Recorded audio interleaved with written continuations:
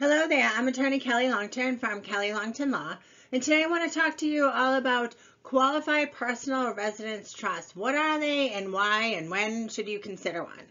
So Americans have enjoyed historically high estate tax exemption rates for most of the last 20 years, and such high exemption amounts have kept many of them from needing to seek out more advanced estate planning strategies in order to avoid estate taxes, which at some point have been as high as 60% during some of those years.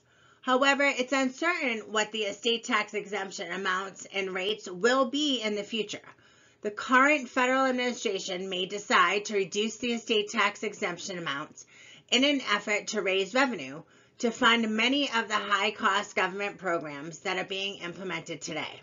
Therefore, for individuals and families whose wealth is significant enough that their estates could be subject to estate taxes, it can be important to be aware of some of the tried and true strategies for reducing the taxable estate's value to avoid paying more tax at death than is absolutely necessary.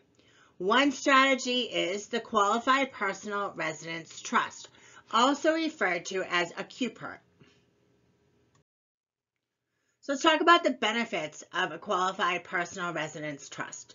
A QPERT is a specific type of irrevocable trust that is designed to own a taxpayer's personal residence. If a QPERT is designed and implemented correctly, it offers the taxpayer a number of benefits. The transfer of the home to the trust beneficiaries during the taxpayer's life can be made for significantly less tax liability than if it was transferred at the taxpayer's death. The appreciation in the home's value over subsequent years is removed from the taxpayer's taxable property. The taxpayer can continue to live in the home rent-free for a specified period of time.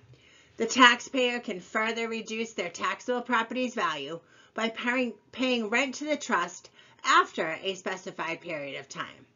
The QPERT can hold the residence in continuing trust for the beneficiaries, thereby providing robust asset protection from the beneficiary's creditors, divorcing spouses, bankruptcies, and other issues. Generally speaking, the way a QPERT works is that the taxpayer who owns a personal residence must transfer the property by recording a deed with the local property registry, retitling the residence in the QPERT's name. Within the terms of the trust, the grantor or the taxpayer retains the right to reside in the home for a specific number of years.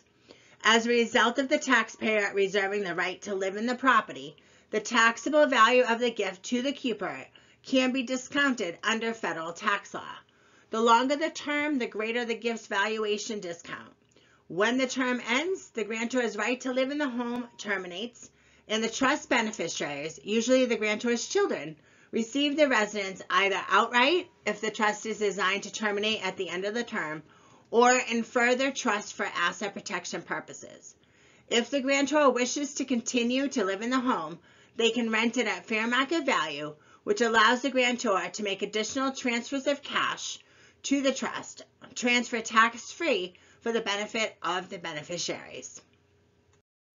For the taxpayer to realize the benefits I just mentioned, a QPERT must be carefully designed and implemented. For the trust to qualify as a QPERT under federal tax regulations, the following have to be included.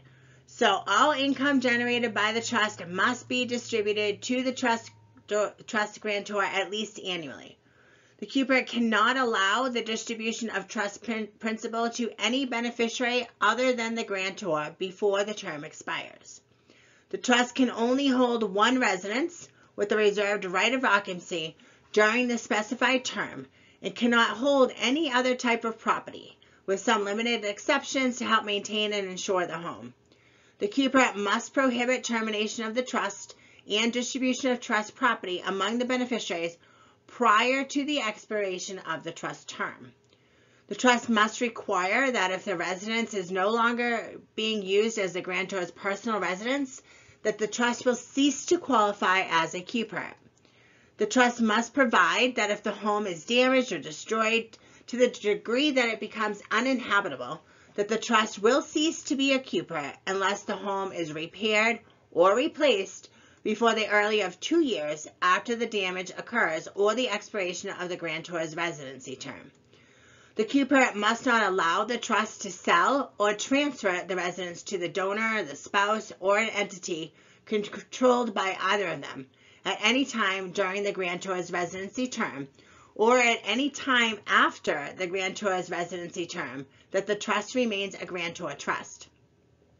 In addition to the property, the Cupert can hold cash for a short period of time to allow for the payment of the trust expenses, such as a mortgage payment or home improvement, or to allow the trust to purchase a replacement residence should the residence be sold with the intent of replacing it.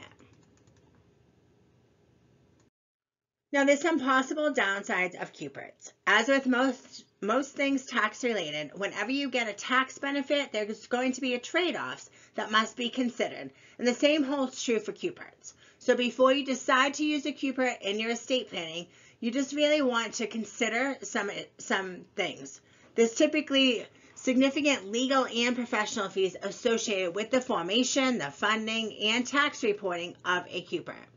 In some states, holding a personal residence in a Cupert can result in a reassessment of property tax liability and higher property taxes or a loss of certain property tax exemptions or abatements.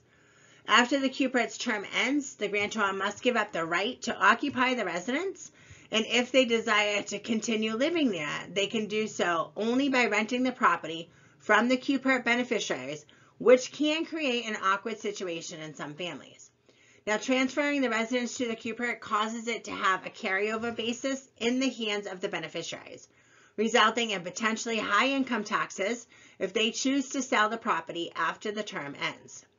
Now, transferring a residence that has a mortgage on it can significantly complicate proper accounting for the tax aspects associated with mortgage payments and deductions. It is generally recommended to transfer only homes that are not encumbered by a mortgage. So who should realistically consider a Cupert? A Cupert is a sophisticated estate tax planning tool that can allow a homeowner to transfer their property to the next generation with significant tax savings, both on the transfer and by removing the home's future appreciation from the grantor's estate. Those with an already high net worth who may be facing estate taxes upon their death or who anticipate high appreciation in their personal residence and also expect to outlive a certain term of years may want to consider using a Cupert in their estate planning. Nevertheless, because of the many tax and non-tax considerations associated with this tool, it is important to use an attorney and tax professional who can help you weigh the benefits against the downsides of using a Cupert to determine if it's an appropriate tool for your own situation. If you'd like to learn more about this strategy for yourself or your loved ones, please give us a call and we'll be ready to assist you with this. I want to thank you for watching. I hope you found this helpful. I'm attorney Kelly Longtin from Kelly Longtin Law, where we provide effective estate planning for everyday families.